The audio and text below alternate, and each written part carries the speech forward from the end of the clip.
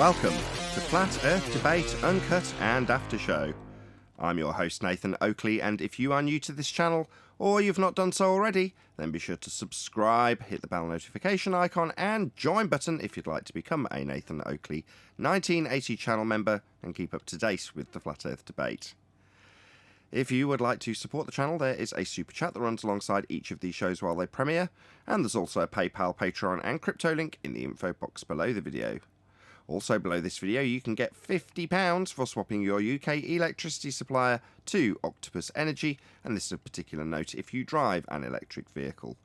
Speaking of Patreons, I'm going to do a quick shout out to all of you who do support me on Patreon, so a massive shout out of thanks and appreciation to Michael Kahn, Sarah Griffiths, Rob H, Ben White, Maximum Gravy, Austin Whitsit, John Kays, Tommy Swagnett, Patrick Gunnels, Banter, Will Brax, Mel B Styles, Troy Shuker, Bose Nail, Maris, Hairy Blade, Mobile Max 777, Neo the One, Lost Cat FE, Rob W, Open Minded, Reese Pound, Del West Watson, Mike, Muted, Dick Earth Skeptic, Maria Nealands, Unbelievable Productions, Blue Ridge Ranger, The Real Gabster, Liam Nedrick Jr., Abraham Mohammed, Adrian Quintana, Skeptic936, Life is Short, theflatearthchannel.com, and David Wayne Foster. So another massive thank you to all of you for supporting me on Patreon. Now I will hand over to whoever is in Discord and Google so you can enjoy their dulcet tones while I set up for today's live show. Well, we already said hi to Neil. He was already here.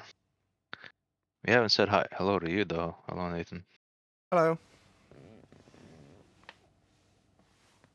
How's it going in there? It's going. I kind of got up a little bit late. It's going just terrible, but thanks for asking. Going terrible, Steve. Why is that? I was just trying to give you a little. It's kind of slow this morning. Okay. I was just kidding. Well, tell him what happened Saturday. Nathan, there was a guy Saturday. I was trying to remember who it was so I could get the whole story. But I can't remember what the name was. I remember you were in here, and I can't remember. God damn. Speak the truth or no. He was talking to him. Can you give me a vague idea about what it's about? Oh, Neil was in here arguing, or not arguing, but with somebody. Just a standard. No, I just gave him a Baller. question. Speak the Truth was talking to him more, so he knows what he was claiming. Something about they decide what direction is up, down, left, or right. Who was it? Forgot his name. But anyway, I asked him, I said, can you prove the earth is round or flat through the scientific method? I set him up, basically.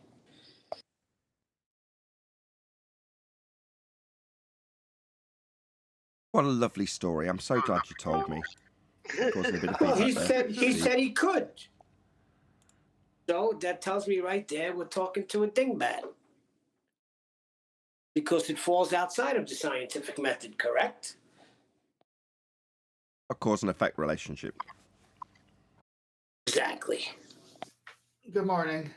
Hey, 10th. I don't know anybody in my field who uses the that thing. We got you. Michio Kaku. And by the way, the first 5 housekeeping questions have been sent to Neil deGrasse Tyson. I will give you an update as soon as he responds, if he responds. Okie dokie. That's good to know.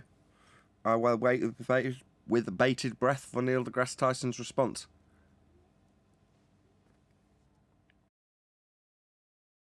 We're going to get him in here, Nathan, no matter what you think. So you just better be on your game when he does show up.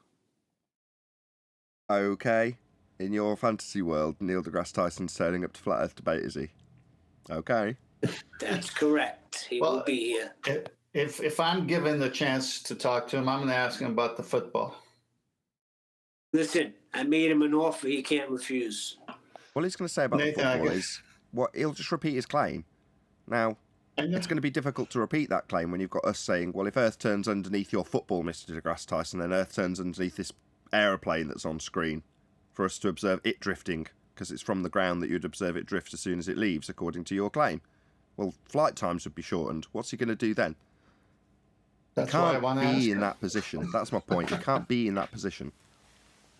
Yeah, you're right. I got a slide for you from another caller in response to dip or not to dip. That is the correction. Tell me when you got it showing. Has to be. It just looks a bit messy. I'll sort it out while you're telling us. Okay, so it's funny when you go back and read the comments. So there's live chat comments, and then there's comments on the YouTube channel. These are from the comments of the YouTube channel. So from Stunning Cosmos. 10th man incredibly doesn't understand that subtracting the dip from the sextant angle reading results in elevation angle to the star from the eye level, or in parentheses, horizontal plane, at the observer. He still thinks it brings the reading down to the surface, LOL.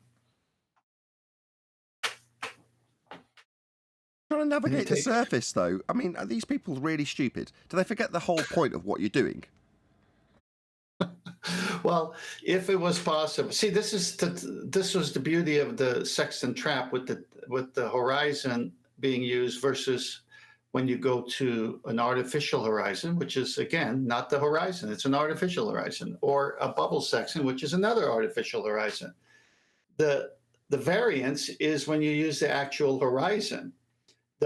If you could have a horizontal eye line from whatever height you are above the ocean, and it could be flat, then that would work, because that's how the artificial horizon works and the bubble sextant works. But you can't keep the bubble steady on the boat, and you can't use the artificial horizon on the boat because it's tossing and turning. So the only thing stable is the actual horizon. So when you shoot the actual horizon, the sailor's above the water level, but he wants to mirror, in a sense, what he could do on land or with a bubble sextant. So a true horizon would be his eye line straight out. But since he's looking down at the horizon because he's 14 feet up, he's got to go down with dip correction to use that reading to have the same as if he did it through his eyes. I mean, these people are stupid. It's obvious to a duck. I don't know what the dilemma is. I mean, he doesn't understand that the whole presentation was about using your eye and the true horizon and taking no dip. So in the ocean, when you take dip, it's just saying that's what you have to do there to get the same thing. And here he says, he still thinks it brings the reading down to the surface. Well, just every book on the subject says that. I didn't say it. I posted every citation. So when he says I said, no, I quoted his books. These people just blurt out what their instinct tells them to say. If you say it's supposed to be brought down to the ground, you, the flat earther, then that must be wrong. So you're not bringing it down to the ground, even though you're navigating on the ground. Just idiotic. It's so much fun. The sextant trap, it works so good. And it's not even over yet. They're falling into more. They don't even know it. But this one was the one I was waiting for. Because to dip and not to dip, that is the correction. That right there alone destroys their whole concept of it. Right. Nathan hit it right in the head. They look at us like we're stupid flat earthers. You're right, Nathan. Did you see my Plato quote? No. Those who are able to see beyond the shadows and lies of their culture will never be understood, let alone believed by the masses. Plato. Very nice. That ruins my dream. Very nice. I got it for you, Neil. Perfect. Let's frame it and send it to him. Look, you're not going to convince everybody. That's not our job. Our job is to put out the facts and be honest in our reporting. In some ways, the show relies on everyone not finding out, in a way. I'm not doing the old validation boy, I want to keep it my secret so I'm special kind of vibe. I'm just saying that the reason I picked the show is because my anticipation is that it's not going to be an overnight thing, contrary to what some of the people on our own side believe about this subject.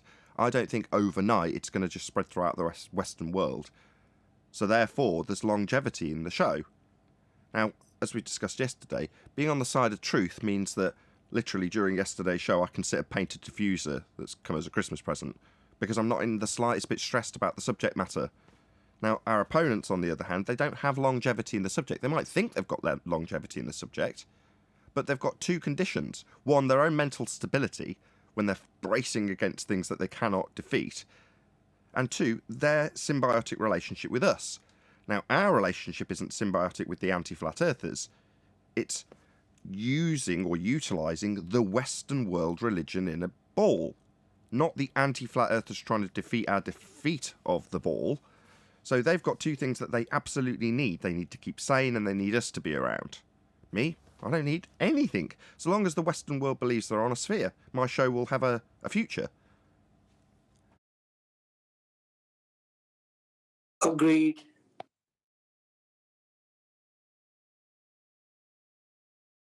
The moment it's accepted as obvious, like a lot of things that are braced against, once it's just accepted by the masses as always being known, and that was obviously always the case, we all really knew that, when it gets to that stage, it's the end of the debate, isn't it? Vehemently opposed, ridiculed, and then accepted as though it was true all along. That's the natural progression of things. Now, in the case of something that's obvious and observable, like the nature of the reality that we're faced with, you have to dig a bit deeper because you go, well, why would anybody want to perpetrate such a deception? Well, control, like with everything. So there's going to be something in our way, something bracing against us. But does it matter? Do I feel like I'm up against a brick wall? No, because I haven't got the same attitude as Neil. No offence, Neil. I don't feel like I'm trying to push the mountain out of the way. No, this is never going to end your show because you have humans. I mean, humans to the end will still keep a belief system irrespective of the facts. So I don't think, I mean, we could be winning 99-0 and there'll still be people saying, no, you're not winning. So, hey, I pulled up a little description of dip. So this is from Nautical Information. The next correction is called dip. It is the angle by which the true horizon differs from the horizon at the eye of the observer, so it depends on the height of the observer's eye from the sea level. Since the angle measured from the eye above the surface of the Earth is always greater than that which would have been observed from sea level, the dip correction is always negative. The dip correction table is found inside the front cover of the Nautical Almanac with a shortened version inside the back cover. You can't say it any better. I mean, these people are just certifiable. Confirms the need Certifiable, for a Clint? flat baseline. Hey, I'm To asking. what degree of dishonor? I've been asking. I'm glad you're adjacent to me, John. When people come, Yeah. when people come to the comment section, John, and say, you haven't addressed this, that, and the other about the Sextant, I just ask them that question.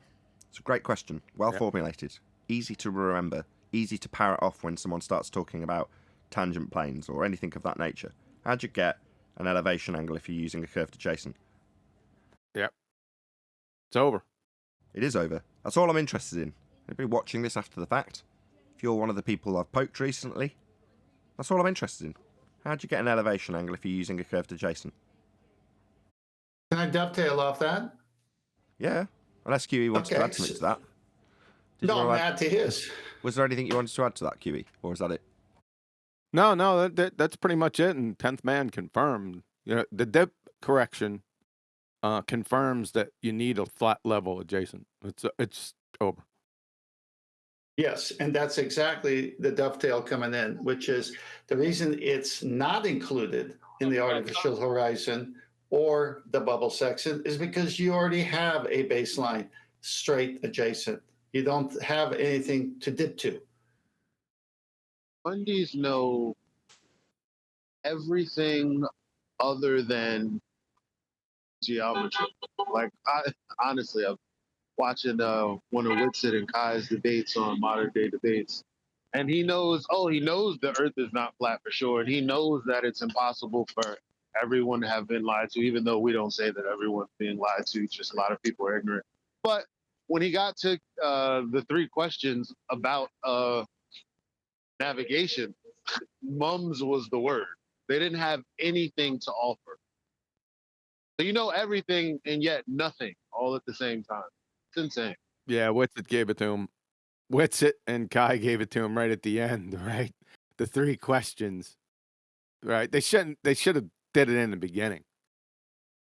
Oh, that's Well, it was good hold on, because it that's ended music with to my them- ears. Hold on, Whitsitt's like, you know, not a separate group, but it's not one of us if you want to look at it in those terms, right? Whitsitt's somebody else using this argument. That's glorious. Tell me more. Yeah, I ran into Whitsitt a couple days prior on 24/7, and I said, "Hey, check this argument, man." And he goes, "Love it." So he put it to the numpty dipshits. I don't know who they were. Some fat ass numpty and some chick. I think she was a dude, but put it to him, and they were but it was at the end. He just squeezed it in right at the end because they wrapped up the debate rather quickly. He put it to a chick. You think she was a dude. How very baller of you. I thought she was very adorable. She'll be a flat earther in no time. Because she kind of, it's hello. kind of like she was. Hello. Do we have to talk Wait about a this? second, I'm sure Eli. she was a lovely fella. Let's move on to the actual argument. That's Nah, what I'm trying to do. Just struck me So that way. basically, she was actually a true globe earther, I think, because she was trying to stick to the rhetoric of the current paradigm. And the other opponent on her team was just like, what the hell are you doing? Oh, was Yeah, a that's true. was a teammate an anti-flat earther? Yes, Yes. Oh dear. and a retard. Oh, that sounds great and fun. And the gotta serious hear retard. I mean, this guy was your typical tard fur. Is this recorded? Because I got to hear this anti-flat earther Glober going. Yes, Modern Day Debates. Check them out. I mean, they're a huge channel. So Yeah, it's really stupid. It's not actually a debate, right? So, but Kai and Whitsitt was on there the other night. Remind me who Kai I is. don't have the link. Who's Kai? I do know vaguely. She's part of 24/7. She's Whitsitt's girlfriend. Oh, that makes sense. Okay.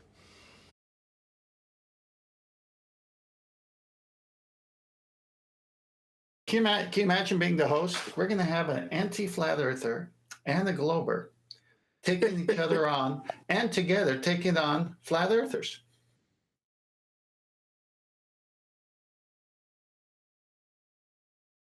It was pretty We're gonna stupid. have- If you listen to it, you're like, what? You'd be like, what the hell? This guy, this fat ass, Mr. Fat Ass, Mr. Funny Man, always smiling and shit. His points were that of that of a clumsy child, but he thinks he's an intellectual. You know, the typical fuckwit. You know the routine. Is this one of those where you see the people's face while they're debating? yeah. So when Whitsitt asked that question, what was the face of the two people like? Well, mums was the word. They didn't know what to because they're so used to having specific points. They had no idea how to deal with the questions he raised. They didn't even try to answer it, so he answered for them. They don't understand how to get around the argument because there's a normal run of things, isn't there? Beg the question at the Earth's a sphere, move on from there is the normal order of things when they're rinsing and repeating. So how do they get around the fact that they've got to start with a sphere not even being considered to measure the angle? How do they get around that? They don't. So they've all had brain freeze. They don't know what to do.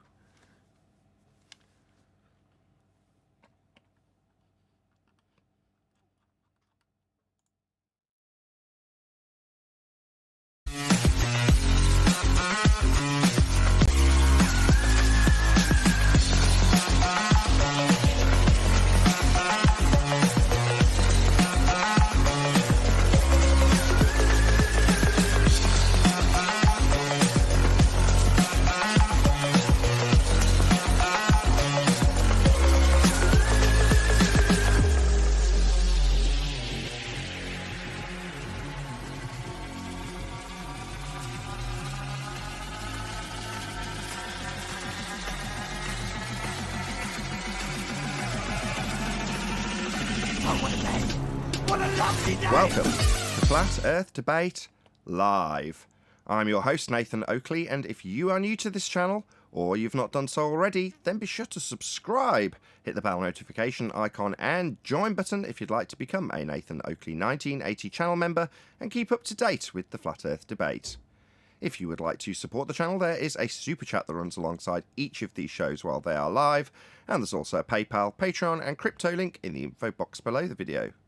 Also below this video, you can get £50 for swapping your UK electricity supplier to Octopus Energy, and this is a particular note if you drive an electric vehicle. Most importantly, if you'd like to join the discussion, simply mute the page you are currently watching, then click the link in the info box below this video to join the panel and express your views on the nature of Earth. If you do join, please don't swear. If you do, you'll be ejected. And if you are, please don't try to rejoin the stream using sock accounts. You'll be warmly welcomed back on the next stream. Please also share the show on social media.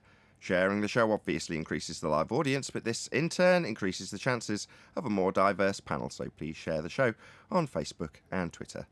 Now we are joined by Neil, Eli, Brian's Logic, 10th Man, and a whole bunch of people in Discord, so welcome one and all. Morning. Hey, good morning. How are you? Me, I'm fabulous, wonderful, couldn't be better. Not mainly due to the new housekeeping question, but that is very exciting because it gives me an opportunity to point out how stress-free it is arguing this subject. As a flat earther, when you're on the side of truth, you don't tend to have to concern yourself too much about anything. I know I showed a Plato quote before we started the live show, but there was another one, I can't remember exactly, but words to the effect of, if you tell the truth, you never have to remember anything. There's no need to remember stuff. Whereas if you're in a web of deceit, you've got to remember all the little facets of that lie and that deception and the double-speak rhetoric that goes around it when it's called. You don't have to do any of that on our side of this argument. There's nothing to remember. Understanding certain arguments is not the same as remembering a double-speak rhetoric. For example, understanding that it's claimed Earth turns underneath stuff, but simultaneously knowing how to deny that it doesn't and why you wouldn't expect to see it. You know, that sort of lie, that's going to fries your brains, leave you mentally exhausted, and it won't give the people who are on the anti-flat Earth side of this discussion any longevity in the subject on this platform. As far as I'm concerned, they'll burn out. They're starting to show signs of it already. It's not even been that long. Well, if they can further develop on top of that, and it's going to be harder and harder, the more complications they draw, the more switcheroos of real things they insert, the tougher it will be to keep building on top of that. So yeah, they Exactly. will burn out because of that. Like a business, you want to grow. And if you're doing something that's particularly evergreen and mundane, i.e. it's the same thing over and over again, anybody who's a good business person will try and inject new life into that, try and make it exciting, turn it into something new, market it in a different way, those sorts of things. Well, most people want to progress. They want to expand their understanding of things and maybe use them to progress their understanding of other things. Now, if you're on a globe and that is your paradigm, there is not only a limit to what you can understand and learn about that, because the set-in-stone rhetoric, like it or lump it, but you also find that if you do investigate further, you don't come across new information, you come across us.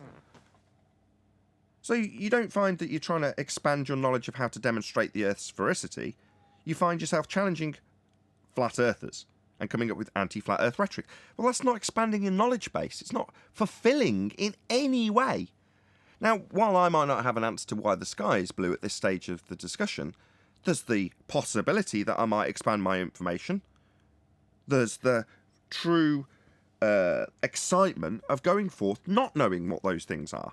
Now, if you've got a heliocentric rhetoric for why the sky is blue with the light scattering, that's the end of the road. And if you want to go, well, let's see if I can figure out anything more about that particular aspect of our nature, you can't if you're on a ball. That's it. Now, which would you prefer?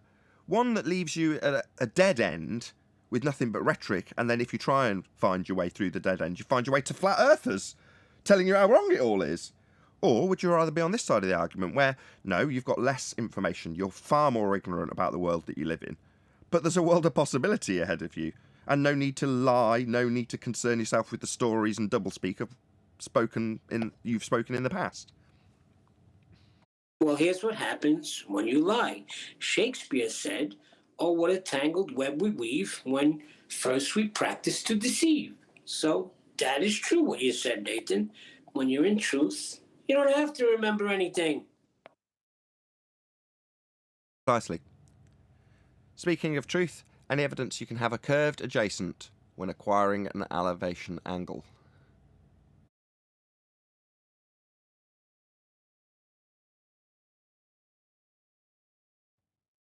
Not geometrically.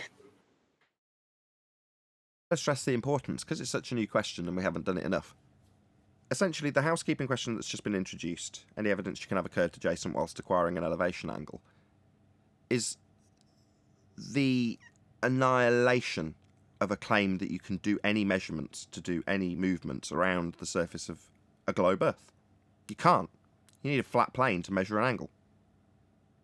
Nobody's addressed this. Kiwi came in the pre-show, which is unusual for him, just to ask us, has anybody actually addressed how you can have a curved adjacent?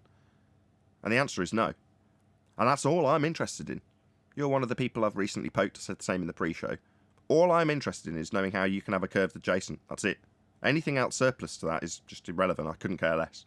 Your personal attacks on me, same implies that's always been the case. But that's the only part of the subject we're interested in.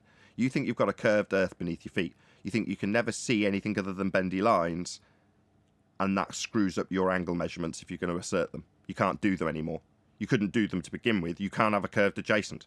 Shout out to Uncle Ben, one of my latest members. He says, song recommendation. Oh, I haven't set up this part of my screen. Got my projector back though, so I can actually read it. Song recommendation for Neil. High Hopes by Paolo Nutini. I've seen that live. No, by Frank Sinatra. It's too baller for that, I'm afraid, Uncle Ben. I've seen Paolo Nutini live several times though.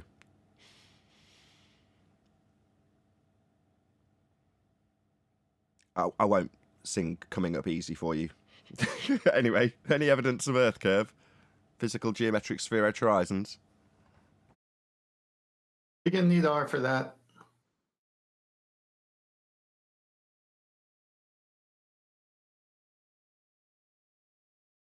As we discussed it a moment ago, any evidence you can have, any evidence of axial rotation of the Earth-based variety?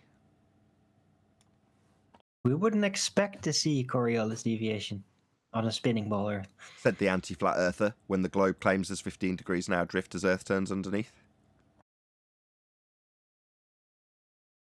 We just don't agree with that. Sorry, it happens at football games.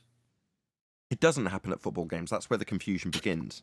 Anti-flat earthers say no drift to see, wouldn't expect to see drift. Why would you, flat earther, expect to see drift? Response, because the globe claims there's 15 degrees an hour drift. Neil deGrasse Tyson claims it. Well, says the flat earther, no, Neil deGrasse Tyson's an idiot, he doesn't know what he's talking about. They throw him under the bus, because we're showing how there's no drift. And the globe claims there's drift. That's the end of the argument. But they've got to do something. So they say, you know that globe claim of drift at 15 degrees an hour? We wouldn't expect to see that.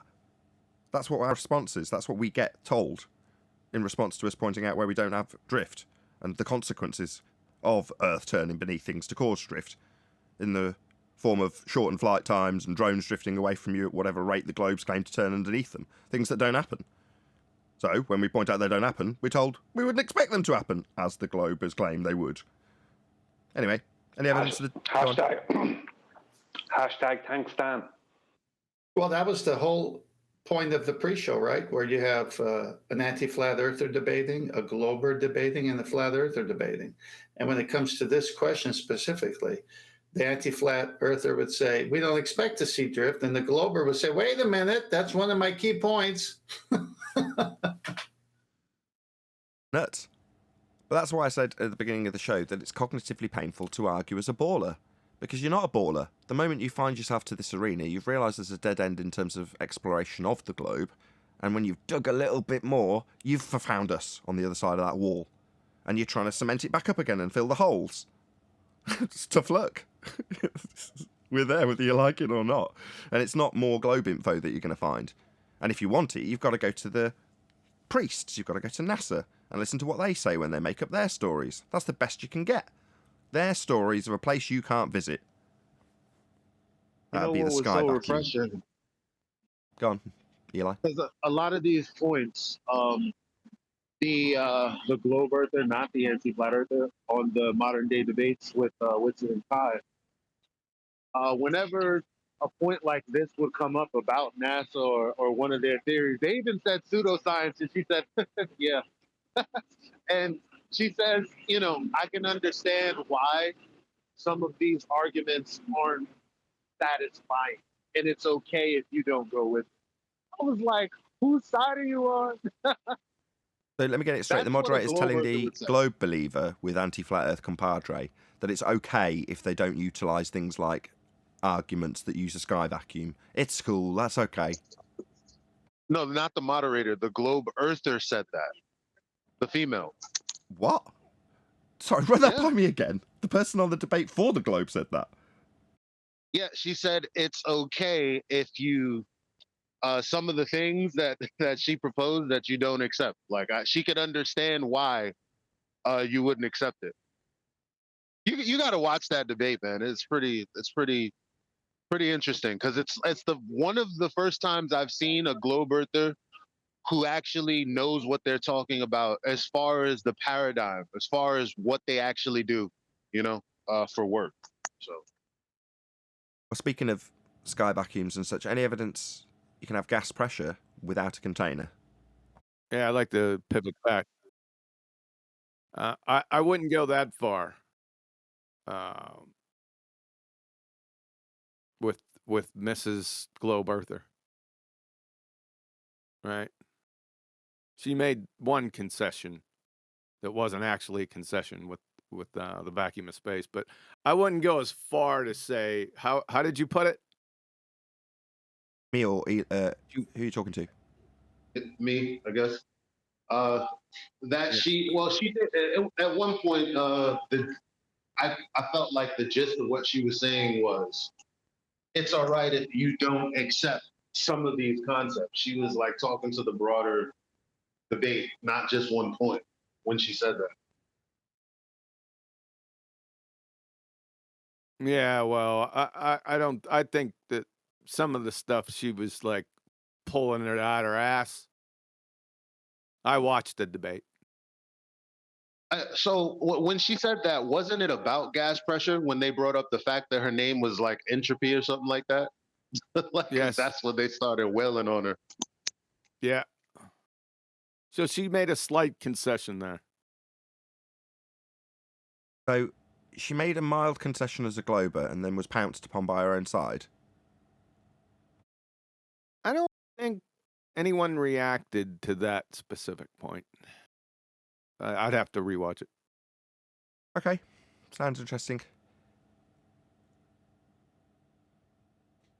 In case anybody watching is thinking, why is this event worthy? Because a concession, even a mild half concession, is so unheard of from our opponents.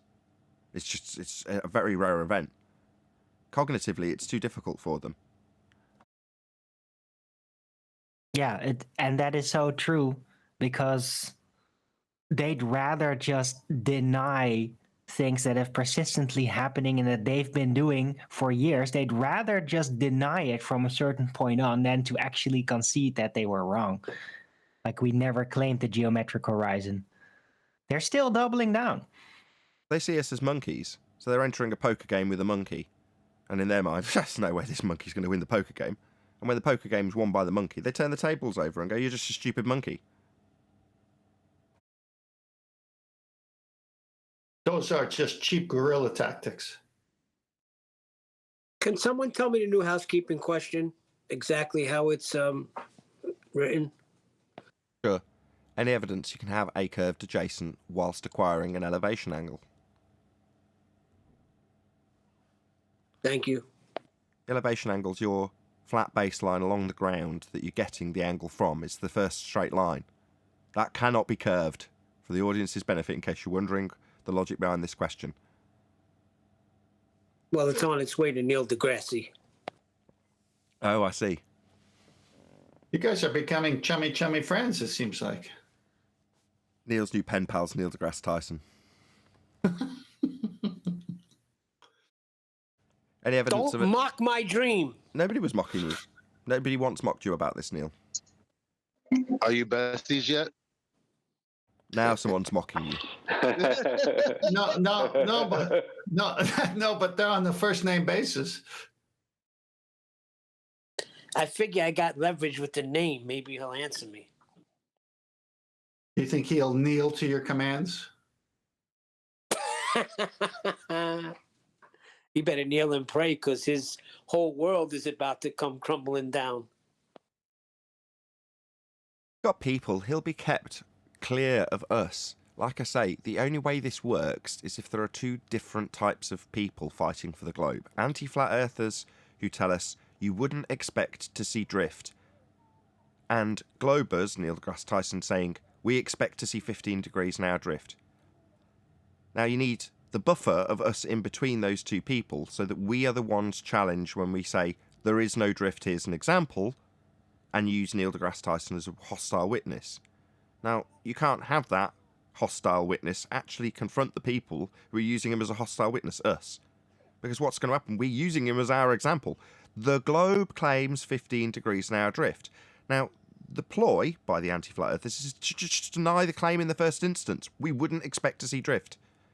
Again, shout out to Simon Dan. Reverse the burden. Tell the flat earther, as an anti-flat earther, this is Simon Dan, why would you expect to see drift? Show an example of someone not drifting. And say, there you go. There's an example of someone not demonstrating the 15 degrees an hour deviation the globe claims. But put that burden onto the flat earther. That only works if they're not making the claim that there is drift, like Neil deGrasse Tyson's making. So they've got to have two separate camps. Can't have Neil deGrasse Tyson come across our way. It ruins the whole thing, because he can't double-speak his way around it. I see, Mr. deGrasse Tyson, correct me if I'm wrong if I summarise your claim made to that lovely lady on that television show. The Earth turned underneath the ball then. Oh, yes, that's how Coriolis works. Second reference frame. Earth turned underneath from the stands, ball drifted through the goal. That shortened flight times, because if there's a blimp film in the game, Earth turns underneath that too. It just have to hover and wait for a different country to come to it at 15 degrees an hour. Doesn't happen, Mr. Tyson. What have you got to say about the items in the air for a substantial period, unlike the ball, that don't drift? Where's he going to go? We wouldn't expect to see drift. He'll never say that. No, his reason for not debating any of us is we have too much charisma. Pure projection. He relies on his charisma to tell things like drift, which we don't see. Look at the waistcoat, shiny, shiny. Yeah, he's got that fancy tie, and he drops a mic. I would never drop a mic. That's too expensive of an item to drop. It was okay. It was an SM58. You could run over that thing with a tank. Of course you would know. Listen, you're missing it. If you put him against a wall and he's got nowhere else to go, he's going to have to respond. No, he doesn't. I've just explained how they keep... I'll start again. He's got people that are organising who he speaks to, when he speaks to them, why he's speaking to them, what's going to be said. Well, that doesn't include us, Neil.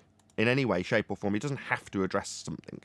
That's far from the case. No, he doesn't have to address something. He'll be precluded from addressing anything we say ever. Anti-flat earthers, they're the ones charged with doing that for free. Defend the globe claim that doesn't make sense. Go and figure it out on your own. You want to keep hold of this faith in a globe, so go and figure out how you can address the fact we don't see drift. And what did they come up with? The anti-flat earthers? We wouldn't expect to see the claim Neil deGrasse Tyson's making of drift. That's what they came up with. Gas don't go down, go boom boom. My wife gets mad when she smells my farts. Science, says Roy Stimaz. Okay, well, thank you very much. It is a gas example. It's definitely natural. I'll give you that. But thanks all the same for the super chat. You know, we're the ones that enjoy the hostile witnesses, subject matter experts like Andrew Thomas Young and Neil deGrasse Tyson. We get to use them from both sides. The people on the other side are mad that he said that. We say, oh, good, we'll use that. No, the tactic from our opposition is to hand wave away every time we bring one of their high priests into it. So whether it be Brian Cox or Neil deGrasse Tyson or whoever, as soon as we quote them, they hand wave that away. And the whole idea is to stop us bringing them up. It's a wear down tactic. That's all it is. It's to stop us from bringing quotes from George Musser, Brian Cox, Neil deGrasse Tyson, whoever. All these kind of people who are well-known PhD astrophysicists and whatever else. And the whole thing with our opposition is to make it so it's pointless to bring those quotes up because they just don't address them. And it does work for them up to a point. So the thing to do is never stop bringing those quotes up and get more and more and more of those quotes. No, because they want you to stop bringing them up. Because then that's going against the narrative that they're trying to push, which is anti-flat earth narrative. It's not globe narrative then. Well, speaking of Cox and Musa, any scientific evidence of gravity? Well, isn't there Professor Verlander who said gravity's not a force, shouted from the rooftops?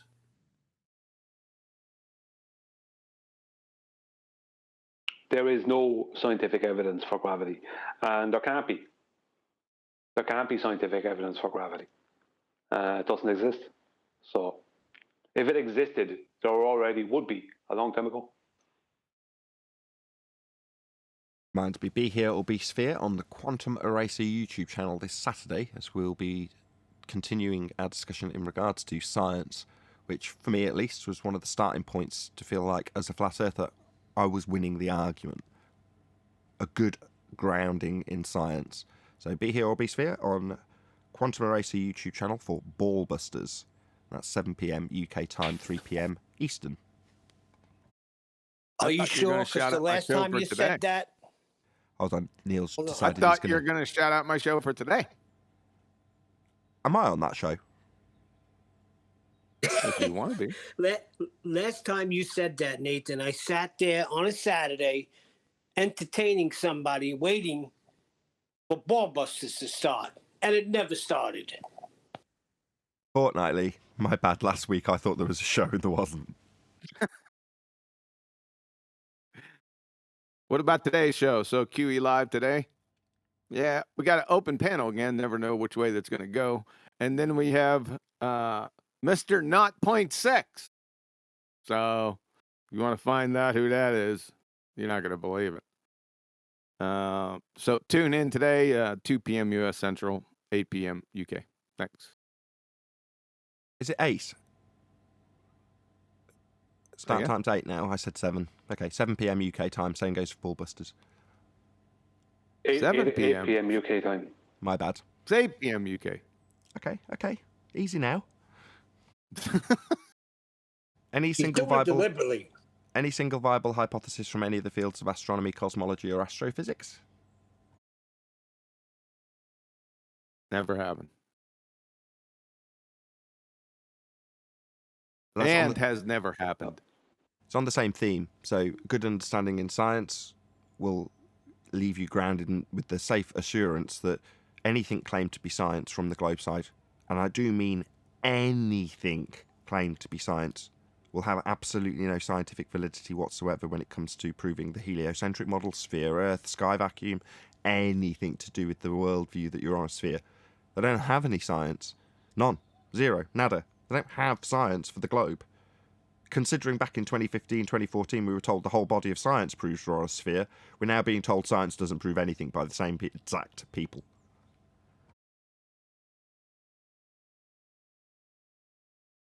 Well, just to answer the question, no, there can't be scientific evidence or scientific hypothesis from any of those fields because they can't manipulate their independent variable. That means they can't do an experiment. So an hypothesis is pointless, isn't it?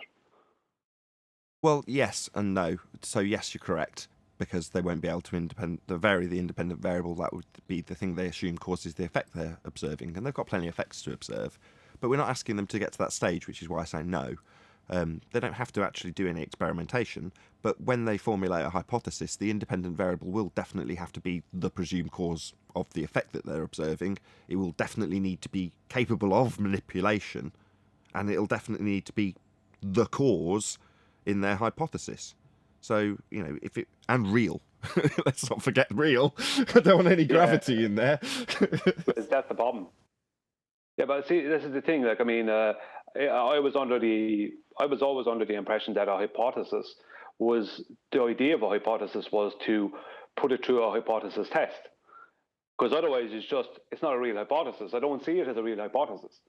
Because it could be anything then. As you said, that's exactly what I was going to say. They could say gravity causes something, and that's the end of that. They don't have to test it. Yeah. By asking that question, you've spotted the genius of QE's phraseology. Yeah, that's right. So before you don't set the standard too high. You don't want to scare them. So you say, give us a valid hypothesis. Well, if they give you something that's got gravity in it, you go, okay, well, the independent variable's not real if it's being used as the IV. If it's the DV, where do you observe it? So immediately, they haven't got a viable hypothesis. So off you go again, go and formulate another one and bring it back, and we'll have a look if that's viable. Now, that's the problem. No, I'd hold them to... Sorry, I didn't mean to cut in on the end of your sentence. I would hold them to the highest standard, because they're claiming all kinds of stuff. I would hold them right up there, that their hypothesis has to be testable. And their independent variable must be manipulative. Well, no, you're not wrong. You're understanding it. You're getting it. You're understanding it exactly.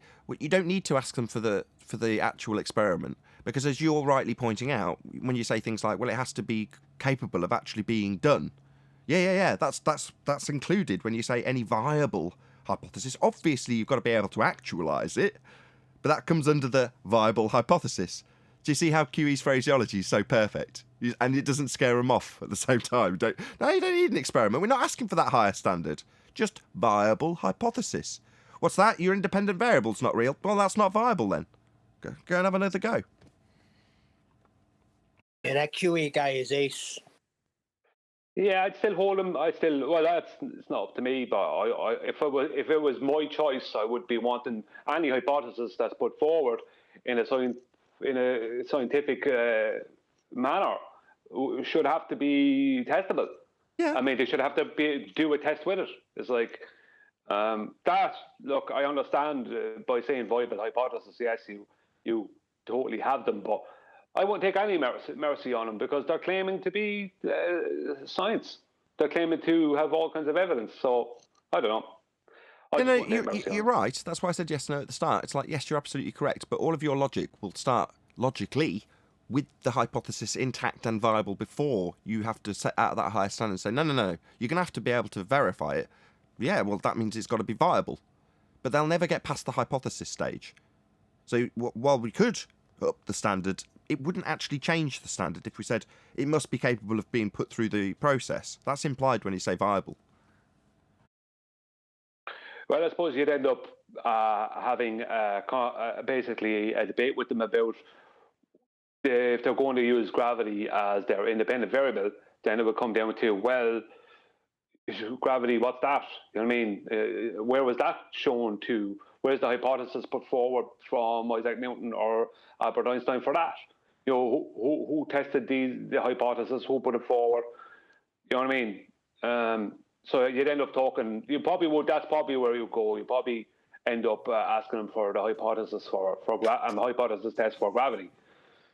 Consider who you're talking. Hold on, just 1 second, tenth. Not necessarily. You just have to know the three things that it must fulfil to be an independent variable. You said independent as opposed to phenomena, which is fine.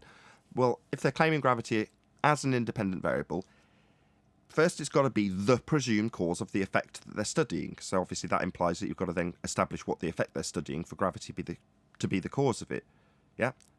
Secondly, it's got to be capable of variation and manipulation by the researcher. Well, in this case, you say, well, show me gravity, and show me how you're going to vary and manipulate it. Yeah, and then I said earlier, it's got to be real. You know, that follows on. If you can't show me it, and you can't show me you varying and manipulating it, is it real? Well, the answer in this case is no. So again, not a viable hypothesis if IV gravity. What about if they pulled a gravimeter out? As a what? IV or DV? Hold on. gravimeter, yeah, okay. Let's go with this. This man-made device. As IV or DV? Well, I mean, if gravity is their IV, and they put a gravimeter out as a way of supposedly manipulating gravity, that's where. Hold on, that sounds like a bait and switch. You're going to end up in the weeds. Hold on, that's a bait and switch. So unicorns are my DV, so I'm going to bring out a horse.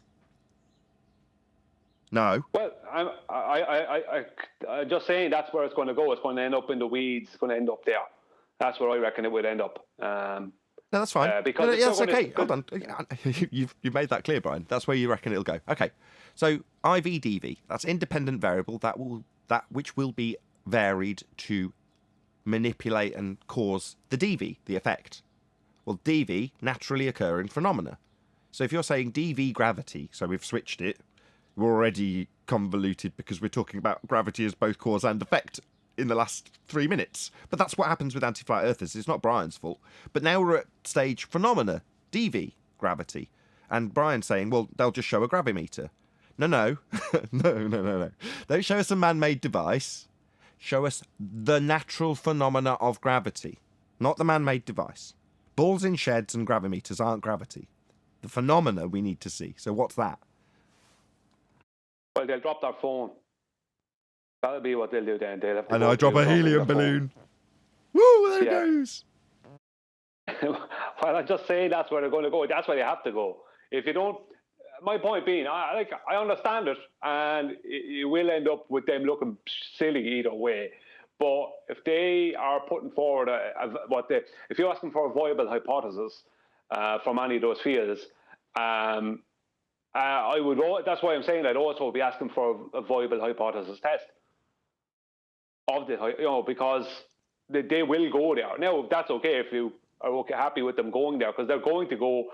Gravity caused it, and you ask them, well, gravity, what's that? You know what I mean? That's where you're going to go, and they'll go, look, my phone falls, and you go helium balloon or something. It's going to go down that road. I'm just saying it kind of moves it away from them. Not them having a viable hypothesis and hypothesis test.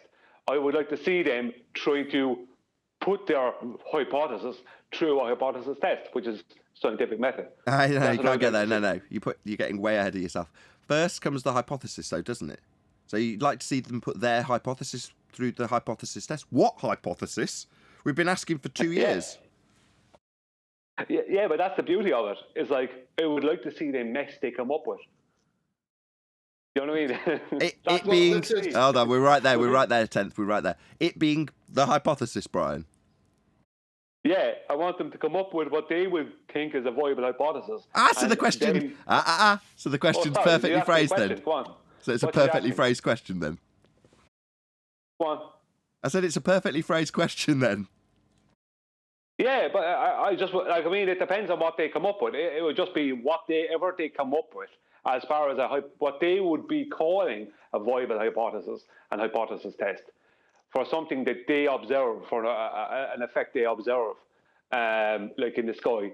It would be more damning, I would think damning, to see the rubbish they come up with. That would kill them. Agreed. So. Agreed. I totally agree. I'm just saying, yeah. No, I agree. 10th has been trying to get a word in for the last 5 minutes, so go ahead, 10th. Yeah, well, this is back to when you say no when you won. I mean, it's clear. You won. They're stuck. No need. Let them flounder and slip and fall and double speak and try to say the same thing 5 different ways, but still not make any sense. The audience realizes you won when you understand the scientific method, and they don't. So just accept your win.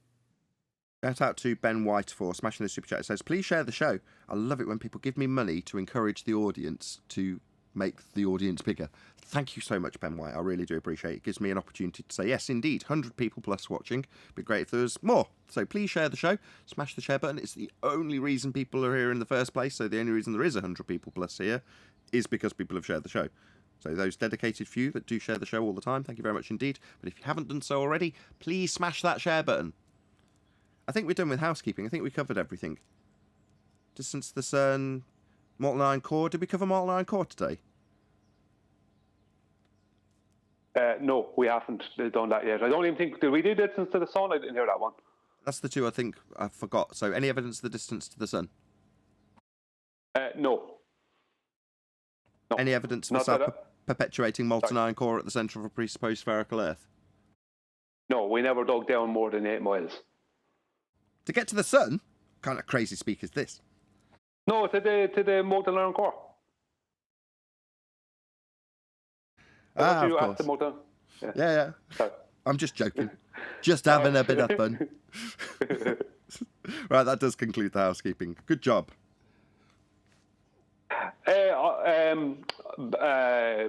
Blue Marble Science made a video about me and the Nautical Mile issue. It's about 16 minutes long or something like that. And I haven't watched it. I shared it in the war room. I didn't watch it yet. But I said to him, I asked him, I said, would it be okay if Nathan played it? I was just saying you could play it if you wanted. It doesn't have to be in the live show. It could be in the after show.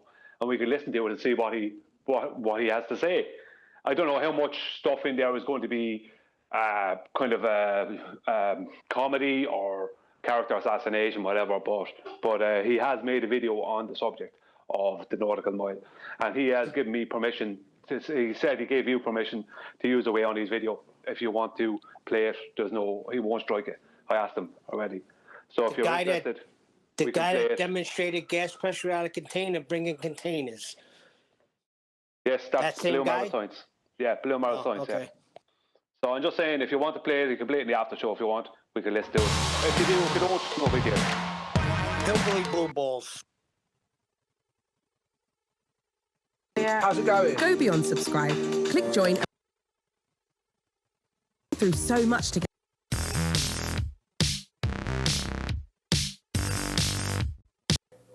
Well, I'll tell you what, if you're Brian's logic, there are really no known limits.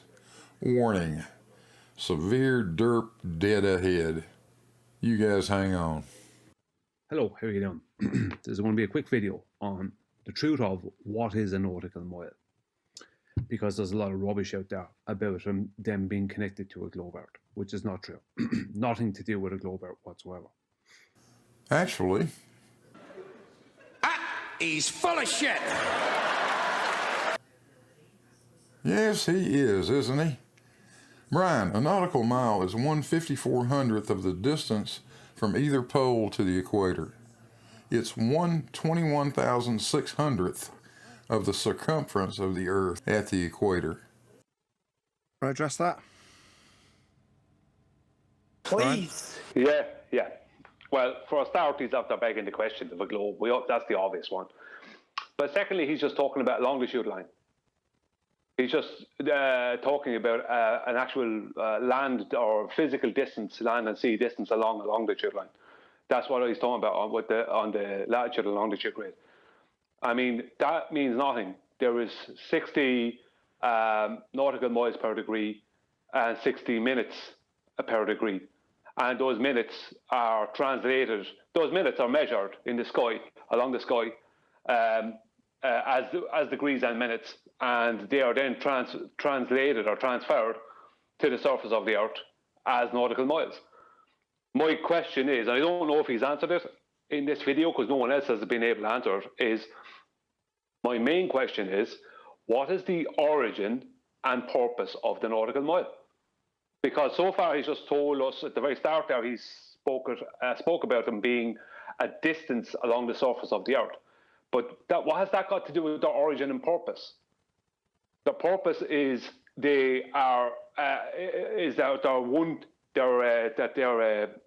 60 of them per degree.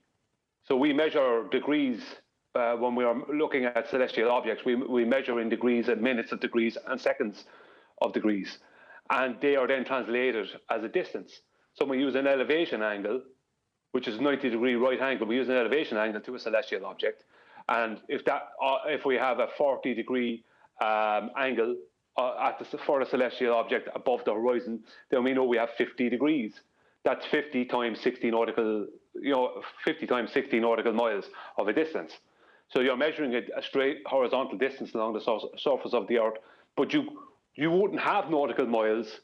They wouldn't exist because there'd be no reason for them without minutes of degree. they just wouldn't exist. So it's been that way for a long, long time. What is a nautical mile? An angled sky measurement. 40 nautical surface miles from your position to the GP of the celestial object. Jeez. So nautical miles have absolutely nothing to do with the surface of a globe Earth. They are a measurement of the sky, which are then translated onto the Earth's surface via the zeniths of the observer and chosen celestial object. What we've got here is failure to communicate. Surface-based measurement is done in statute miles. Statute miles are not a reference of or determined by the sky.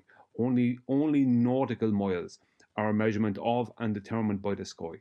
There is no such thing as a globe-based nautical mile. The word nautical is defined as of or concerning navigation, sailors, or the sea, maritime. The word nautical has no connection whatsoever with heliocentric belief or claims. There is no globe miles. Thank you. Dumber than a second coat of paint. Well, how are you doing? This is a follow-on from my earlier video about the nautical mile. Know where Blue Marble's commentary is? Because otherwise we're just listening to you. No offence, Brian. I don't. I didn't listen to the video. This is the problem. I didn't listen to the video. I was hoping to play it, and I was hoping he'd have Mohit to be saying more. But obviously, he's playing my videos, and he's kind of attacking them. But so far, I haven't heard anything from him. That so like this is it. You could even leave it at that. I don't like if it's not going to get any more exciting than that. But so far, I haven't heard any origin or purpose for the nautical mile. Like, why do we have nautical miles? What's the point of them? Do you know what I mean? We know the point of the statute miles, but why do we have nautical miles? Well, what seems to be the case is what they're doing on the globe side. All I've gotten is that a nautical mile is 1.151 times a statute mile, and that they can be converted into kilometers. It's like, who cares? What has that got to do with their origin and their purpose? They're only a whopping 30,861 nautical miles. You guys can't explain this. But I got the perfect solution. Let the Earth be spherical.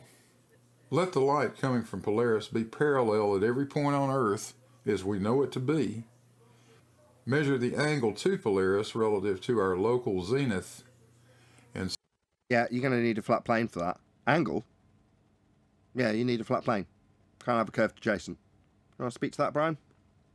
Yeah, you can't. To do what he's talking about is an elevation angle to Polaris. That requires a flat plane. You need a 90 degree angle.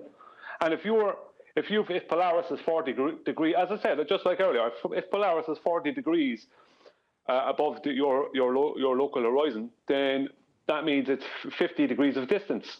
Its GP is 50 degrees of distance, and you can only get that. You can only take that angle, and you can only get that distance, which is how they calculate the longitude lines. You can only get that by having a 90 degree right angle. You can't do it any other way. It needs a flat baseline, and that baseline, whether it be 1 minute of degree or 60 degrees from the GP of Polaris, it has to be straight, horizontal, and flat. So yeah, without any effort, just scrolling through his video, he's starting to reference angles to Polaris. Well, you're going to need a flat Earth for that angle, Blue Marble. And clearly, this doesn't address the housekeeping question. We're asking how you can have that angle measurement effectively. The one you've just described in your video, well, we're addressing it, Blue. It knows how relaxed we are. This is beautiful because a sextant is an angle measuring device, and they even say this. And then, of course, how you're going to have an angle with a curve adjacent. You can't. So it dies right from the get-go. You didn't hear what he said. He said, let the Earth be a sphere. Hold on. Let's just drag it out a little bit. Blue Marble has just described measuring an angle to Polaris. Our question, how'd you get that angle? I'll answer. Precisely. He needs a flat plane to get it. It's 2 straight lines from his elevation angle to Polaris. That's 2 straight lines on a flat baseline. That's a flat Earth that he needs to measure it. It's dead in the water. The moment he measured an angle to Polaris, he needed a flat plane to do it. The minute they say angle, it's over. You caught it. That's the end of that. Yes, Neil, he started, and they all do, with begging the question, but that's irrespective of the fact that he still said angle. When he says angle, he's stuck to how angles are achieved. Well, I agree. I know. Okay, so you need a vertex. Argument's over. We win. It's done. It's nowhere to go. Exactly. I just find it His funny. example. He said, let the Earth be a sphere. His example's got a spherical Earth assumed, and he's talking about measuring an angle. Okay? Well, that angle needs a flat Earth. That's the end. Can I just add on it that so far anyway, and I'm not expecting you to play any more of the video, but so far, like, I mean, the whole point of his video is that I'm stupid and I'm wrong. But so far I haven't heard the addressing of my question. What is the origin and purpose of the nautical mile? Like, I mean, I keep being told I'm wrong, right? They keep on telling me I'm wrong. And they're getting to the point where they're saying that the nautical mile and minutes of degree have no connection at all. A couple of them started telling me that. It's like, why does the nautical mile exist? And what determines it? And Brian, you don't get to rewrite history to suit your narrative. The nautical mile... As things have... There's an ad at the moment. It's going to go into the juicy bit, of course. Dividing the circumference of the Earth by 21,600 minutes of arc, which is one complete 360-degree circle. The statute mile comes from an act of Parliament. Go ahead, Brian. Okay, yeah, I just want to stop on that. Two things, right? First of all, the statute mile, and I'm going to come back to exactly what he said a second ago. The statute mile is a measurement in feet and inches along the surface of the Earth, right?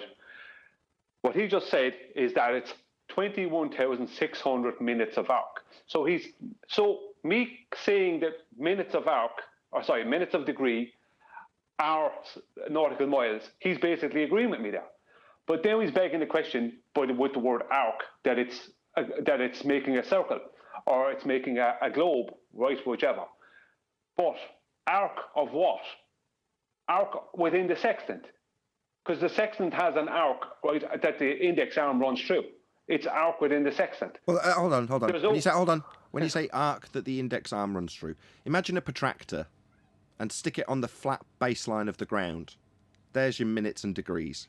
It's not coming from the centre of a presupposed spherical Earth. It's working off a flat baseline. Now, he's extended it out to 360 degree. Yeah, but along the 180 line is the ground that you're standing on and measuring it.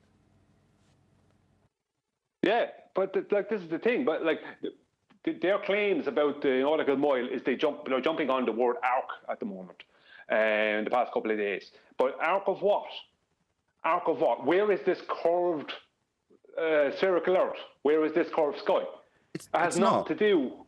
Yeah, it's not. It's the arc of the measuring tool. Now, if you want to say that means that the sky is suddenly dome-shaped, well, that you could, I suppose, argue you'd have a job here.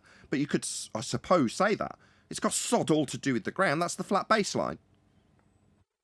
Precisely. The point is, the minute they mention angle, it's over because you need a flat baseline to get an angle. It's full of shit. And again, Brian, you don't get to rewrite history to suit your narrative.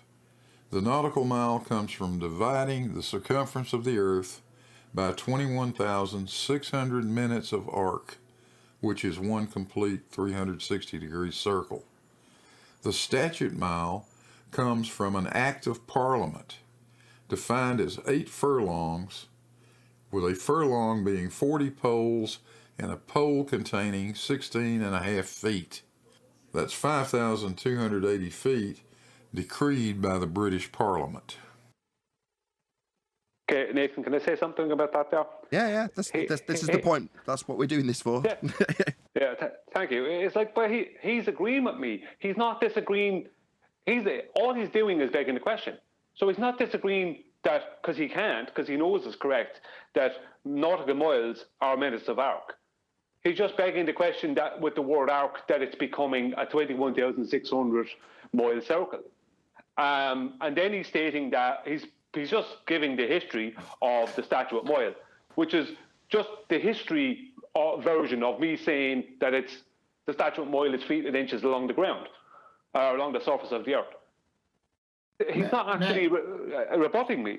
Go on. Other than begging the question. Go on. Look, it's very simple.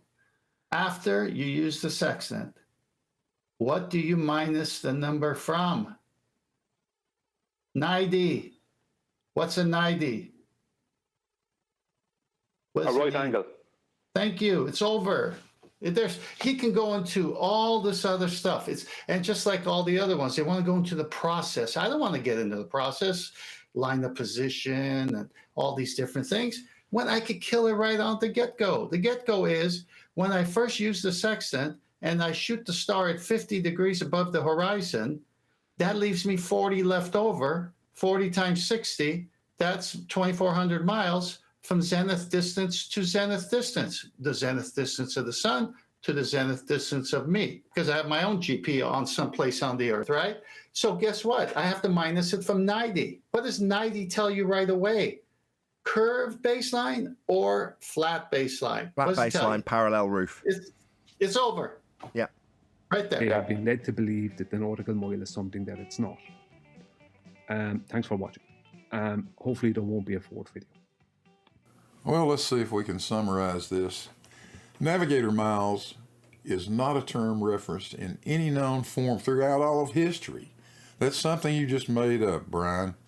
Nautical miles are based on the circumference of the planet, and they have zippity-doo-dah to do with the sky. Statute miles are a legal distance essentially based on the length of the King of England's arm and the arbitrary definitions of a foot, a rod, and a furlong. And the fact that nautical miles and statute miles are only about 15% different in length is a pure coincidence. Does that... 1 second, Nathan. So he's after saying there that nautical miles have nothing to do with the sky, when earlier he said that 21,600 minutes of arc gives you 21,600 nautical miles. Like, where are you measuring these minutes of arc? What are you using to measure these things? You're using a sextant, and you're measuring along the sky. So you are measuring along the sky to give you your nautical miles. The whole point of my videos is that where did they come from? What is a nautical mile?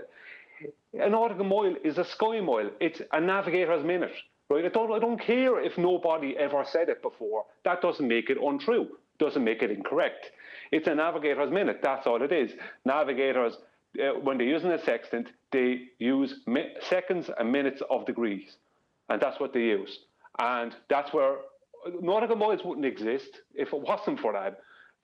For minutes of degrees, they wouldn't exist at all. The whole point of them is and those minutes are your protractor lying on the ground and the lines that come off it towards whatever you're looking at.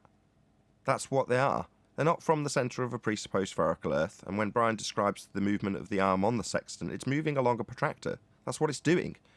And the lines that are drawn out to the positions that are running parallel, as 10th Man's just discussed, when you minus it from 90. That's two parallel, straight, flat lines to give you these two triangles sat on top of each other. That's what it is. So saying, well, you've got an arc measurement. Yeah, an arc on the protractor that's lying on the ground that you're measuring the line to the star with. Sod all to do with the ground. You could even argue sod all to do with the sky, just because you could draw those lines through an arc. Yeah, you can. That's fascinating.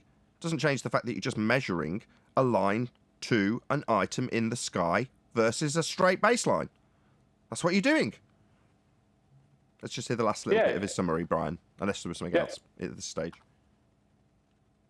That pretty well sum it up. There you have it, folks. Brian's logic coming to a clown museum near you in the not too distant future. Hey, thanks for watching. Hope you guys enjoyed. Just an ad hom to round out. Yeah. Well, I mean, I expected a lot of that in it. But look, it's like this, right? The minutes of degree gives you your nautical miles. The whole point of taking an angle to the celestial body, right, is that you're taking an elevation angle which requires a 90-degree Pythagorean right angle, right? And that requires a flat baseline because you're gaining a zenith distance to the GP of the star, or whatever luminary you're looking at, and that zenith distance is a straight line, a straight horizontal line. So what you're doing is you're counting the minutes along the sky, and then you're transferring them directly down as a straight line onto the surface of the Earth as another horizontal straight line. And when you do that, you don't call them minutes of degree anymore. You call them nautical miles. But nautical miles wouldn't exist without minutes of degree. And as I said earlier, the arc is the arc of the index arm running through on the sextant.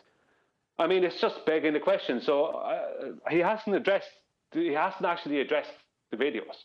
Yeah, he's actually agreed and begged all the he's question. done is beg the question and taken the curve of the sextant when it's measuring those degrees you've just detailed and called that the Earth. So because the sextant's got an arc that it moves through as it measures the straight lines, that means the Earth is also an arc? No. How the hell are you getting to this begging the question fallacy? It makes absolutely no sense, especially when the measurement itself requires a flat baseline. That's the point. We got to get back to the original claim, at least from my point of view, was I only made one claim. The sextant is an angle measuring device. Everyone is agreement on that on both sides, right? And you can't have a vertex, a corner, without two straight lines. You can't even get an angle without two straight lines. So it's over right at the inception. All this other talk is to take it away. We go back to the first question. How'd you get that angle again? What do you need for an angle? So you never got it off of a curved surface? Now you're trying to prove we're on a curved surface? Well, look, this is the thing. This is why I brought up the nautical mile issue, because it's been claimed for a long time that the nautical mile is a proof of a globe and has some connection to a globe Earth. Where my videos are just pointing out the obvious. I'm not trying to rewrite history, but maybe I am. But I'm just detailing the reality of things. And if that rewrites history, then grand. But I'm not trying to do that. I never made claims of doing that. It's just there's a claim on the table that nautical miles are proof of a globe. And I'm showing how nautical miles are nothing more than minutes of degree. And hey, I'm just going to I'll go on, sorry. Didn't mean to cut you off. I thought you'd finished. Go ahead. No, that's it. Okay, well, I'm just going to give my summary. So, in his description, when he begs the question of a sphere and puts it up for a few moments on his diagram, he's got a horizon line and an angle measurement to Polaris. This is the flat baseline he needs to measure this angle to Polaris. Now, our question is entirely about this angle that he has measured. Now, he's saying he's measuring it from his zenith. Yeah, that's an angle measurement in the sky that you minus from 90. So, how did you get this angle measurement to Polaris? To have an angle measurement, you needed this horizon line to be a flat Earth, not the sphere beneath. This has absolutely no correlation with the angle you're measuring against this line. So, Blue Marble, you need a flat line labelled horizon in your diagram with a sphere begging the question beneath it to measure the angle you asserted to Polaris. You proved the Earth was flat when you measured that angle to Polaris. Blue. Somebody needs to send him our new housekeeping question. No, he's got it in spades today, hasn't he? Maybe if it's written out, he can understand it better. Who, Blue Marble? If we say, how do you have gas pressure without a container, do you think if I'd have written it down, he wouldn't have turned up with 3 containers? Yeah, that's true. Excuse me for hoping that there's hope in some logic that he has. I mean, what's his name loves him. He's a great guy. Kosho. That's Kosho's father. Well, that's a different angle to look at it. Got him on speed dial, right? I think what it was is that I reckon why he did that video was someone had to address it on the globe side. And he decided he would do it because it had to be addressed by someone on their side that's well known. But that's excuse me, Brian, but that's why the Sextant trap is still continuing. We want them to make videos like this because his argument was dead from the beginning because he begged the question, and then you got to ask, where'd you get the angle? So I know it's about the nautical mile, but how do you get there first? You got to take an angle, degrees in the sky. It's an angle of the stars to the Earth with a sextant, and it's an angle measurement, and they have it in the degrees, minutes, and seconds so that you can pinpoint yourself over a coordinate system, just grid lines on the flat plane, longitude, latitude, just grid lines. And in between the grid of 60 and 61 is, guess what? 60 minutes. So you can say, I'm at 60 point blah, blah, blah. So pinpoint exactly where you are. That's all it is. But how'd you get the angle? Measure the angle, you're going to need a flat plane. With that, I'm going to say, if you are watching this on either Nathan Oakley 1980 or Nathan Oakley premiering streams, then stay tuned, as there will be an after show to follow. Unfortunately, if you are watching this live, this is where we bid you farewell. So, a huge, massive, enormous thank you to all of you who smashed the super chat, liked, commented, shared, subscribed, hit the join button, all that good stuff. Once again, stay tuned if you're watching on a premiering stream. I've been Nathan Oakley, and I will see you all in the next video.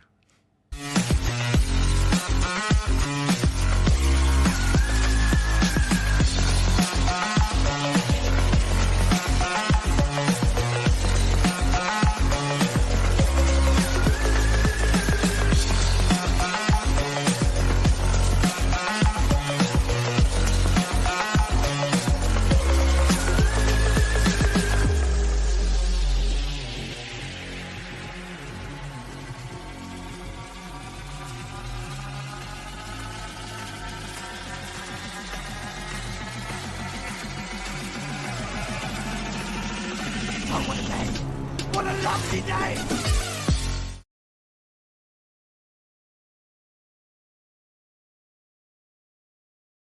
Already have a bias, which is most people. He's given the impression that you don't know what you're talking about, getting ahead of the statements that you've already made to make people think, oh, I don't need to look into it because obviously these guys are so retarded. Thank you, Blue Marble. Appreciate you cutting my time in half, wasting trying to figure out what's going on here. Yes, especially when he says they got it from planet Earth. They got it from planet Earth, Brian. What's wrong with you, Brian? That's great. Yeah, no, his video, he agreed with me. Everything I was saying, the whole premise of my videos, he agreed, with the exception of one thing, and that is that he's saying it's a globe. That's the only difference. He's stating that it's a globe, but he's agreeing that nautical miles are minutes of degree, and he's agreeing that statute miles are a measure along the surface of the Earth. So they're two different things. You know, just because you have the word mile behind them doesn't mean that they're exactly the same. They are a measure of distance, but they're obtained in two different ways. So he just basically, made a video where he begged the question of a globe. Brian, it's an act of parliament, Brian. That's terrible. It's really good, though. It's funny because it's so bad. Oh, he was in the YouTube chat just now, Blue Marble, calling you a coward. You don't get to rewrite history, Brian. Come in at any time and put his argument forth. We're cowards with an open door. Right, okay. First of all, we had his son on here, and he didn't even come on to help out his son. So he's going to be a little chat skank. Come on the show, Blue Marble, or Hillbilly Blue Balls. What's he calling me a coward or Nathan?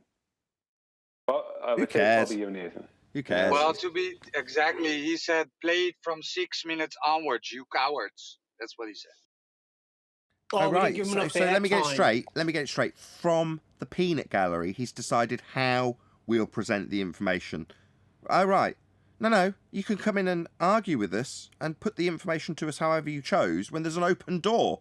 Now, not knowing what the video is, having never watched it, I gave him the good grace to let his little echo chamber video get played here.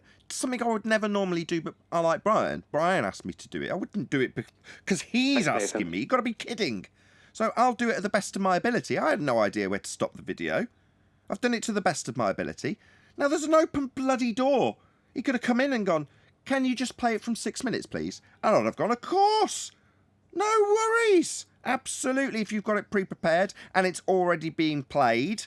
Not unreasonable for me to skip to 6 minutes. But what, he wants to do it from the chat? Like some skank. No thanks, no. I played it because Brian asked me to, and I had no idea what I was clicking on. I had a guess where your summary would be and where your main point would be, because you're basically pretty predictable.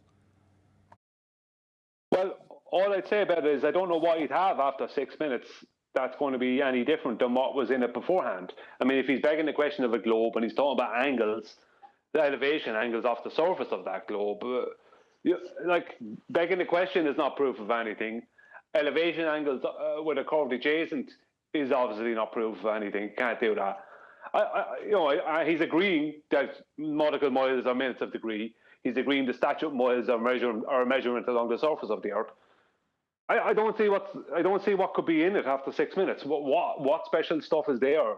You know what I mean? Thanks for playing it, Nathan. By the way, minutes, but or 3,453.338 statute miles of surface distance.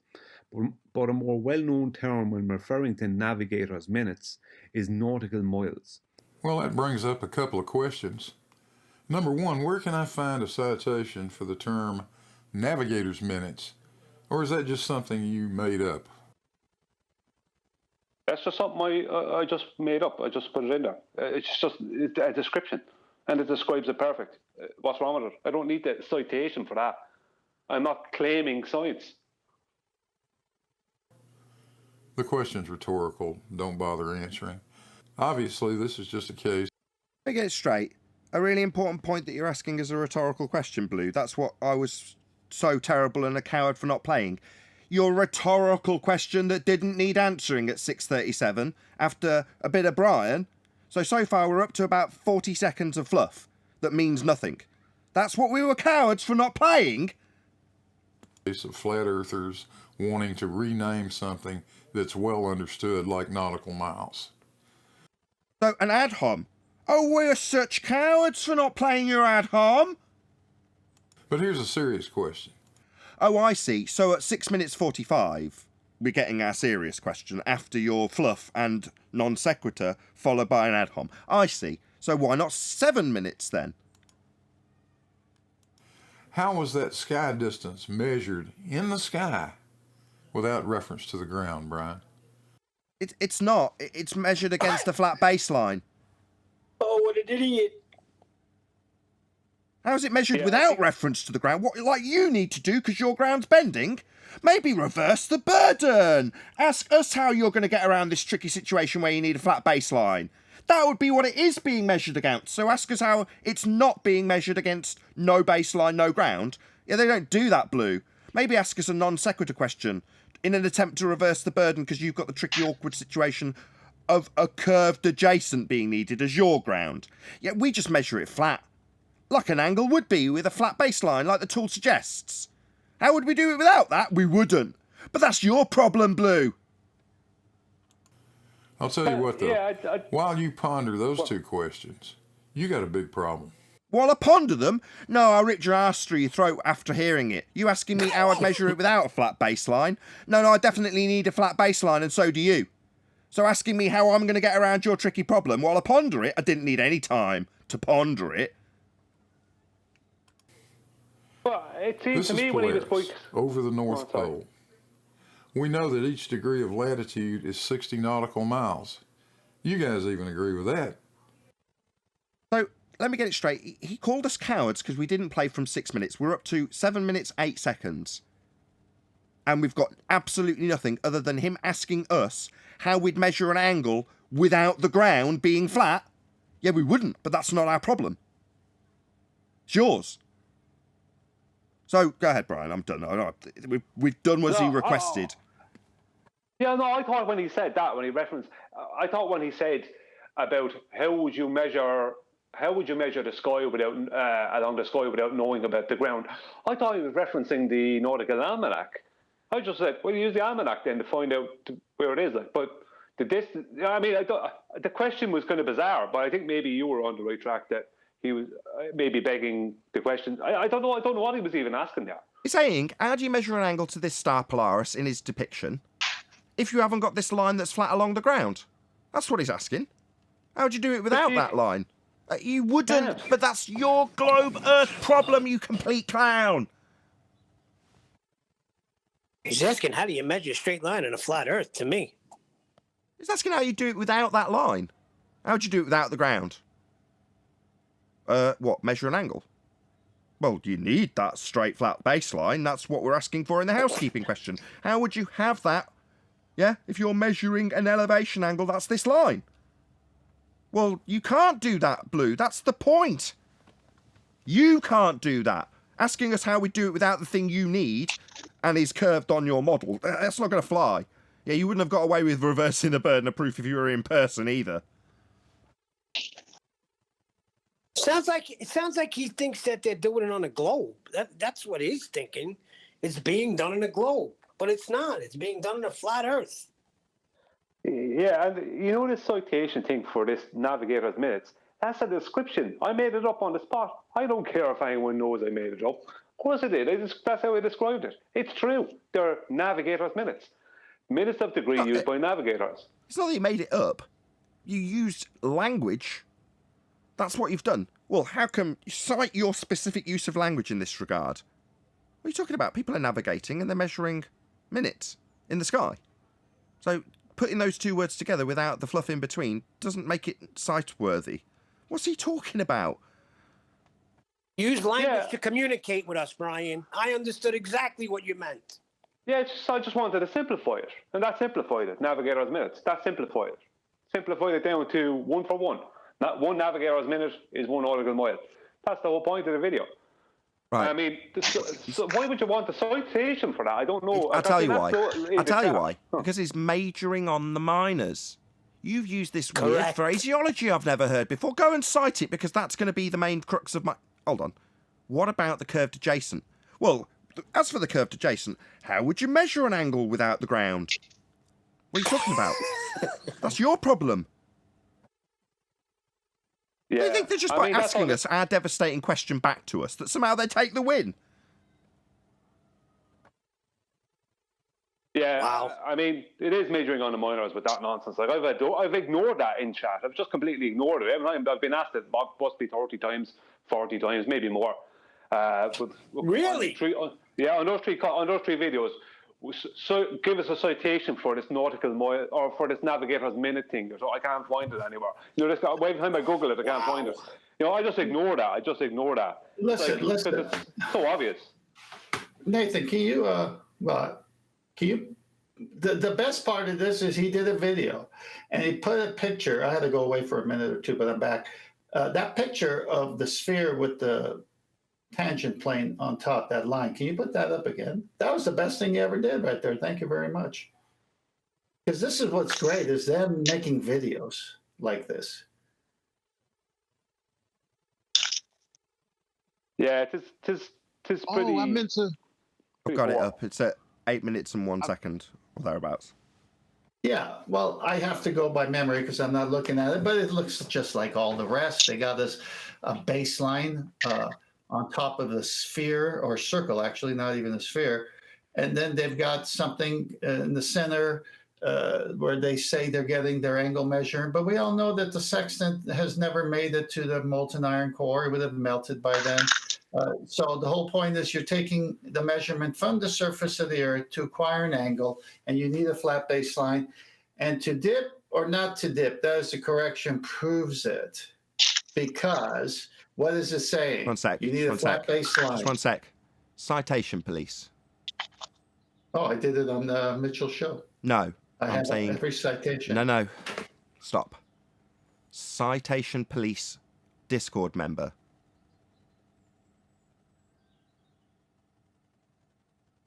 Yeah, you sat right next to your mic. You're in a live show. Not a live show, but a recorded show.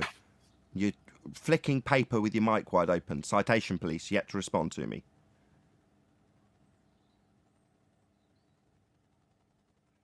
Citation police. 3rd time.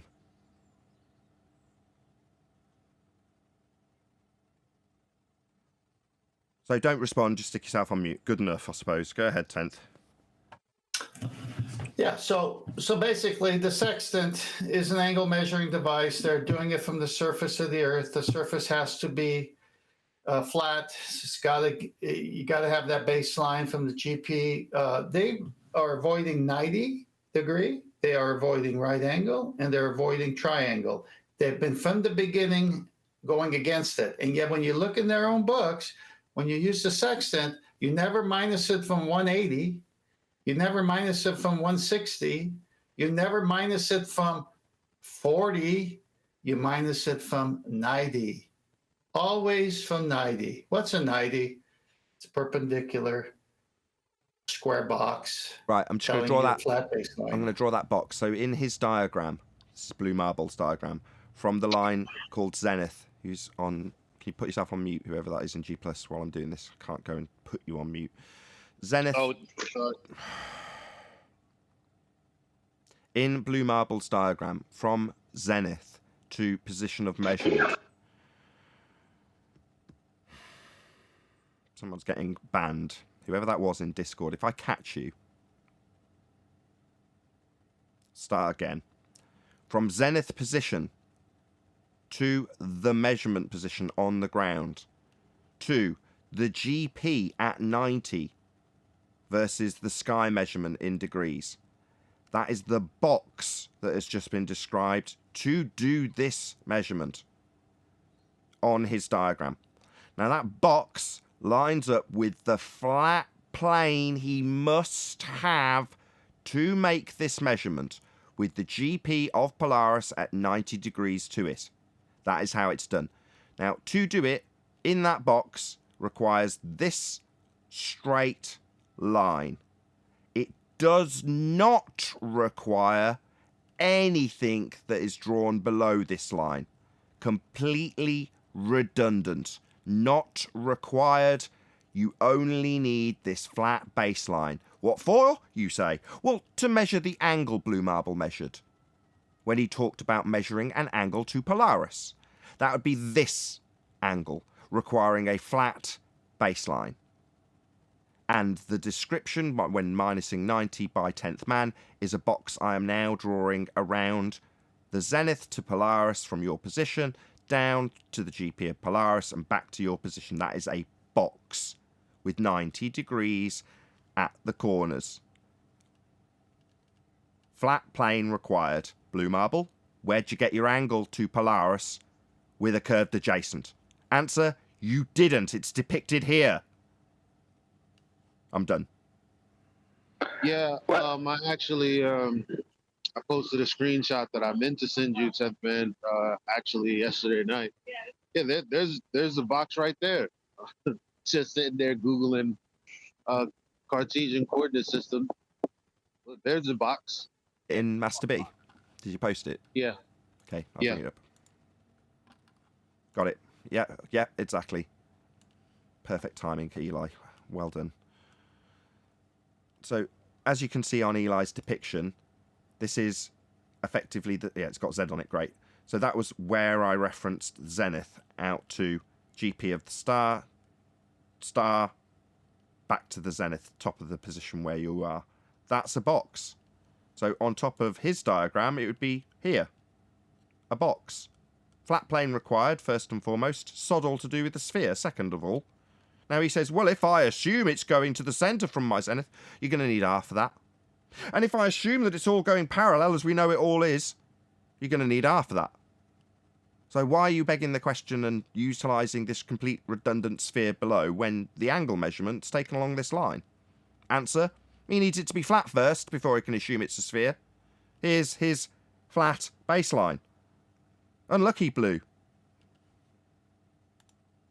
Well done, Eli. That's a good diagram. Perfect timing. Brilliant. Thank you. Yeah, I was actually arguing with somebody on Facebook. One of the people that I first like in my circle of friends, and she never got past how do you navigate on a flat Earth? It's obviously a sphere, and I keep telling her they use a grid system, and that's when I was just like, what can I do to show her? And that's when I found the box. So. Yeah, you should have contacted me. I could have got you those things. When you showed her box, did she get it? A box, no need. No, she gave. Nathan, how you pick up on that? She sent the GIF that said, "Shut the F up." So what was the main? Yeah, she what was attacked the you. main? I love it. What was the main thing? How do you navigate on flat Earth? Was her response? Is that what she said? Yeah, that's her own. Because she's like, I've flown around the world dozens of times. Oh wow! Thank you. Well, leave me throw something out there then, Eli, and hopefully she'll hear this. Okay, there's two ways you can navigate. You can navigate using the latitude and longitude grid via the use of the sextant, right? That's the way we've been talking about and was done for a long, long time on board ships and airplanes, right? This is how they navigate it. But you can also navigate, right, via Cartesian coordinates. And Cartesian coordinates are used by surveying, cartography makes maps, militaries, and aerospace. So when she's flying around the world, as she puts it, right, what she's doing, what's actually happening is they're following what's known as northeast down. On the surface of the Earth, Cartesian coordinates are east, north, up. But airlines do it opposite, so there's no mix-up with the coordinates. They don't mix up ground coordinates with the coordinates they're supposed to have, and they have northeast down. So they're always referencing a grid. That's what they do. If they use a thing called spherical coordinates, but spherical coordinates use tangent planes. So, and while you're on the tangent plane, right? Basically, a tangent plane is a flat horizontal line on a spherical surface. So what happens is that the spherical surface is pre-assumed, but the navigation happens on the flat horizontal line. And when you leave that horizontal line, you go on to another one, and then another Stop one, a second. and another one. Stop. So you're saying airliners work it off tangent planes, and therefore when you're actually doing the navigation and you're maintaining a level altitude for level flight, you're working off one tangent plane. But then you go onto a different section of the grid, and that's a different tangent plane. Am I right so far? There's a further question. Yeah, it's one tangent plane to the next. You're never not referencing a tangent plane. Fine. So at the transition stage, this is disco ball Earth. Lots and lots of flat planes on a sphere. This is a disco ball that you're describing, just so everyone in the audience can visualize what we're talking about. When you reach an edge of a tangent plane, does it in any way, shape or form tell the navigator that he needs to then reaccount for the accumulated drop that he hasn't negotiated because he's been doing it on a flat disco ball at that stage? Does he have to go over the edge and then recorrect for the new tangent plane? No, there's none of that happens. It's like he's going across a tiled floor.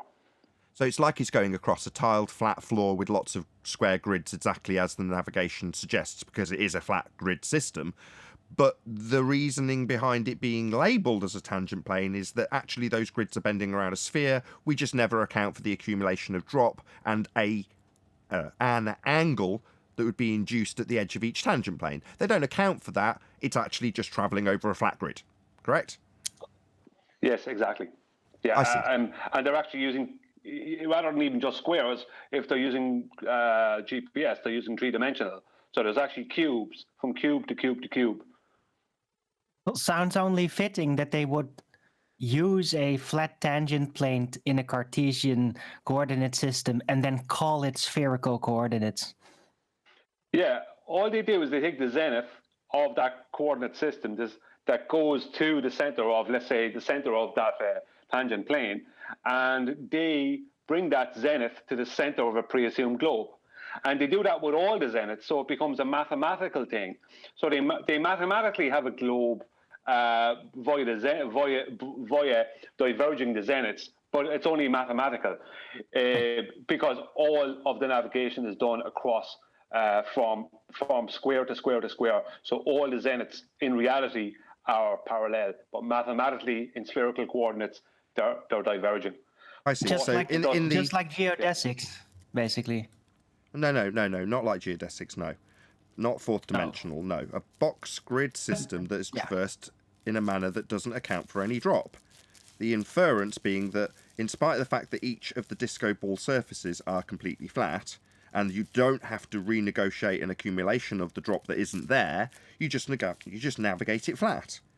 Well, describing it as having a tangent plane doesn't mean that you have actually got to account for drop. So it's a way of describing it flat, on a large individual basis, square by square, Have it on a grid, flat, for you to actually navigate it, but drop in the word tangent, inferring that that flat grid that has no drop to negotiate is actually wrapped around a sphere.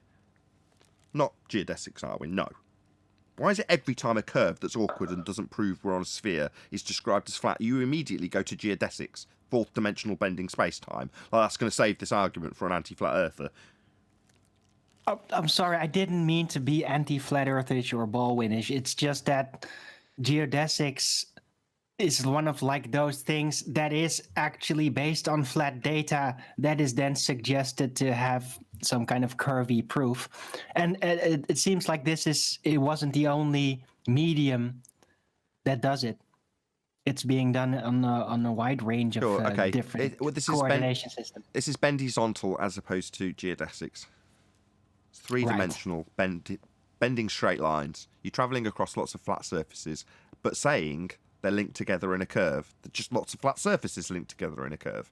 Just saying it doesn't mean it's so, and just saying it means that you can travel over a flat plane, and the pilot can look at it and go, oh, well, these are spherical coordinates, though, on a flat grid that we're actually flying over. Yeah, right. If anyone wants to know, you cannot have a grid using squares and cubes, two-dimensional squares or three-dimensional cubes.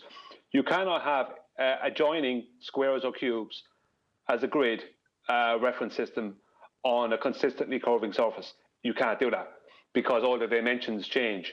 So for that system to work, for Cartesian coordinates to work, then all the dimensions have to stay equal. So each time you leave one coordinate system, you have to be going into the next one that's exactly equal in dimensions to the last one, to the one ahead of it, to the one to the sides of it, and to the fourth at its corners. So you can't not have everything being all the same dimension. Whereas on a consistently curving surface, it warps all the dimensions. So if Cartesian coordinates work and people can navigate via Cartesian coordinates along the surface of Earth, then the Earth cannot be a sphere. We know Cartesian coordinates work and they're used all the time, so that means the Earth cannot be a sphere. Okay, if this was the Black Swan, they'd bark refraction at us. I don't know if he's around or if QE's still around to jump down his throat, but Extremesis, you typically in the past have been able to rattle off whatever the standard form globe Earth, anti-flat Earth rebuttal would be. Do you know what it is in this regard, or has there not been one developed yet? If you're around. You there, Extremesis? I don't know what it is. That's what I thought you'd say. Fine.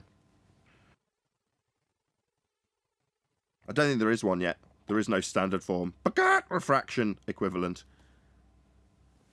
You can't have it. There is no way to have a grid that is squares and cubes that are adjoining that have to be the same dimensions as each other on a consistently curving surface. You can't do that. You can have a horizontal baseline with elevations using the cubes system, the three-dimensional cube system, or you can have a flat map with the square system on it. Like you can see it in Google Earth. They use a tile system. It can be done with rectangles. It can be done with squares. But the whole point is, it all has to be this. Each section has to be the same dimensions as all the other sections. But that can't happen on a sphere because it warps it. So there can never be a globe Earth version. Like they can't. There isn't anything. That's why there isn't one. That's why Extremis says he doesn't know of one, because it doesn't exist. It can't. Well, let's throw it out to anybody. Does anybody know of what would be the standard? I mean, I suppose we'd be just hearing it, right? If people believed, like they did with refraction, that it wasn't the annihilation of their claim in the first instance and stopped them getting R, they'd be barking at us, or barking it at us. What? But they're not. What are they barking at us? Nothing. Telling us, how'd you get an angle if you haven't got a straight line? Flat earthers. That's the best we've got so far from Blue. A reversal of the burden of proof, asking us how we'd do his difficult problem. Well, you wouldn't. That's our point. Other than that, that's it. Or what's the other one we've had from from Bob the Science Guy? Well, if I use an artificial horizon, I don't even need dip. I can just assume we've got a nice square flat box with parallel top and bottom. This is brilliant. Well, avoiding the realization of the detailed issues is the only way for an anti-flat earther to continue. In my meager attempt as Baldwin, I can find a rebuttal and just say, look, you say that the grid of every Cartesian square has to fit perfectly. Well, that's just because you don't understand, right? It's all being measured like a globe, and the horizon is geometric, or that's how it is put together, even though optically it's flat, etc., etc. And it's just like, no, you're just wrong about the squares having to fit perfectly. You're just wrong. Nobody said that, though. Nobody said that. Nobody said. I know the rebuttal. Hold on, Brian. Just one sec. Nobody said that yet, Arwin. No one said the squares don't have to fit together in this grid square block system that's all linked together, flat plane underneath it. No one's saying, or no one has said yet, I know you're postulating that's what they could say, that, well, they don't have to fit together correctly, as absurd as that might be. We've had nothing. We've literally had nothing. Asking us how to solve the problem was Blue Marble's best stab at it, and Bob saying you don't need to do any dip correction, the only thing that they can or could have claimed by way of a little switcheroo was to do with globe Earth. That's what we've had so far. For the Cartesian, as far as Cartesian coordinates go, the only rebuttal that they have, I already addressed with spherical coordinates, and that is that there is diverging zeniths. But diverging zeniths makes the claim of Cartesian coordinates impossible, because it also would mean that airplanes would be flying along a flat plane, then they'd have to do a big correction with pitch and fly down another flat plane. Exactly. All this kind of nonsense. Exactly, that's why I asked you. I was like, when they get to the edge of the tangent plane, which is what you'd have if it was actually on a sphere, you'd have this accumulation of drop. So yeah, okay, you say you just navigate it flat because it's easier for a given area. But at some point, if it's spherical, that builds up. Now, the way it builds up in mathematics, when you draw this out, is the disco ball with an edge. So have you got to, suddenly drop around the sphere to match you with the next tangent plane? No, of course you haven't. It's just flat all the way. It just stretches up like a balloon, right? The ground is like rubber, so it might seem like you measured a perfect square, but it's actually all really stretchable like a ball. No, even they won't come up with that, Arwen. I just did. It's easier to. They know that's unworkable. It's easier to think outside the box when you know the box is nonsense, Arwen. You are glue. I am rubber. It can be a ball. Okay, right, nice try. Whoever that was, go ahead. Yeah, they could say that navigation is done with flat maps, and on a flat map you can easily make squares and boxes. So that'd be our argument. That'd be our argument. Because navigation is done on a flat map. Yeah, that is our argument. I know, but that's just squaring the circle, right? No, that's squaring the square. So no. And further to that, I don't know if it's in the pre-show and you weren't around, Roger, but 10th Man actually put up, I'm going to see if I can find them now, in, where was it? I believe Master B, some comments from people saying similar things. So I'm going to go and get that back up and go through it now with you so I can give you a comparative argument. 10th Man, incredibly, doesn't understand that subtracting the dip from the sextant angle regarding results in elevation angle to the star from the eye level or horizontal plane at the observer. He still thinks it brings the reading down to the surface, lol. So this is a glober telling us that you've got to get an elevation angle with a horizontal plane. But he's wrong, he's an idiot. He doesn't understand that his argument confirms how flat it is. Right. Glober's telling us, you don't even realize how flat it really is. You're so stupid. Exactly. You don't know how flat it really is, do you? You don't realise that minusing it off gives you a flat elevation angle and horizontal plane. Oh, what kind of stupid idiot doesn't know how flat it is when you measure an angle? That's what this guy's saying, it's 10th.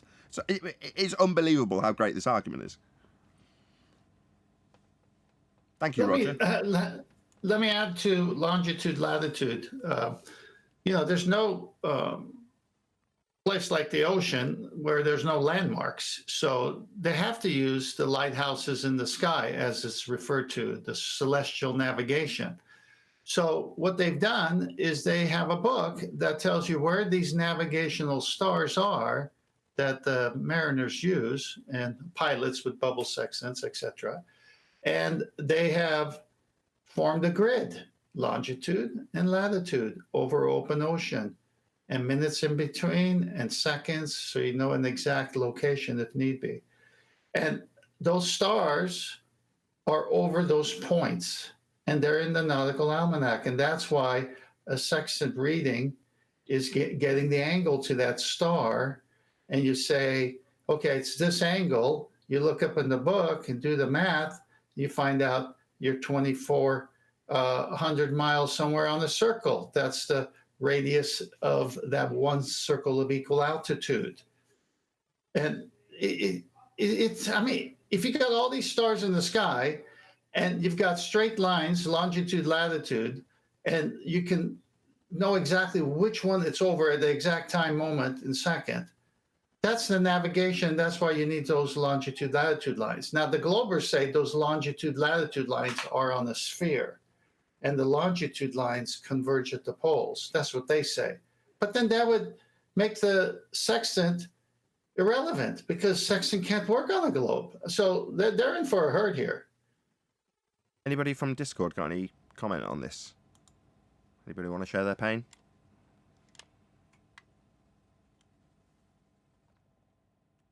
Speak now or forever hold your... No, not really. We'll be discussing this at length. Anybody at all? Is this happening recently? Oh shit! So No, that's okay. It does. Is this recent? Yes and no. So 10th Man's been dripping us this information in the pre-show. If you're not subscribed to my second channel, you might not have realised this, but in almost all the pre-shows for the last 12 months, we've been discussing this. But in little bits and bobs, little pieces of information here and there.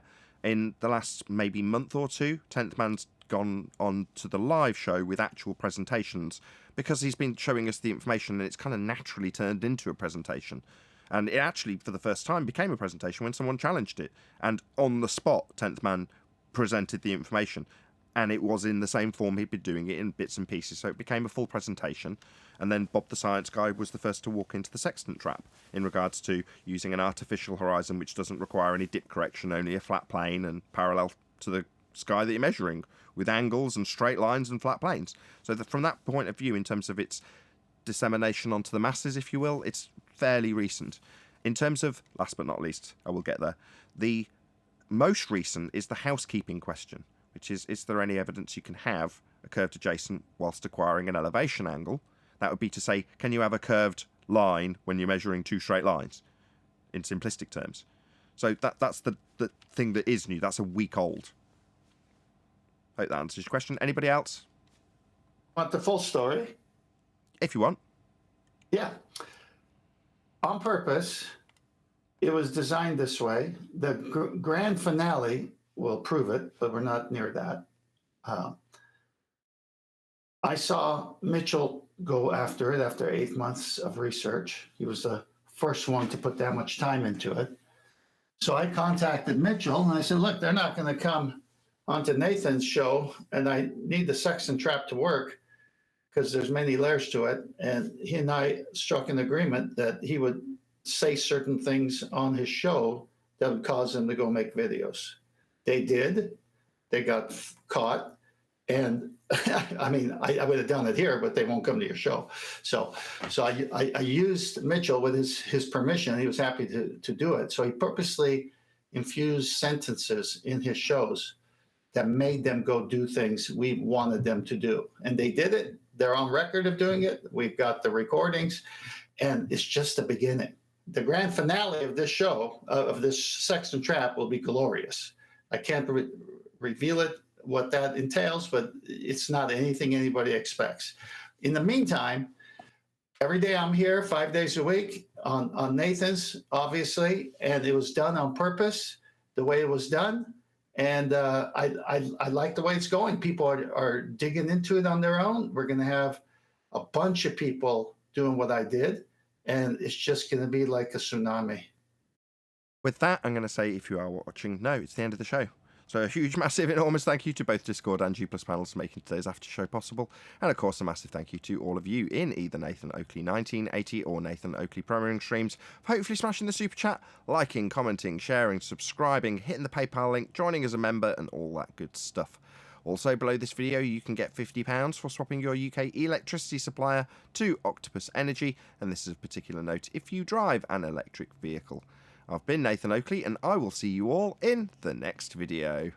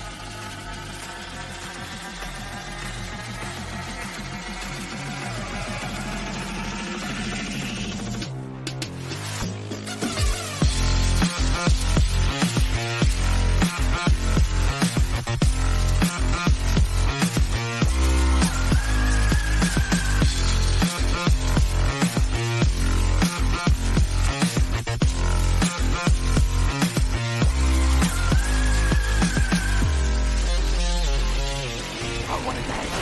What a lovely day!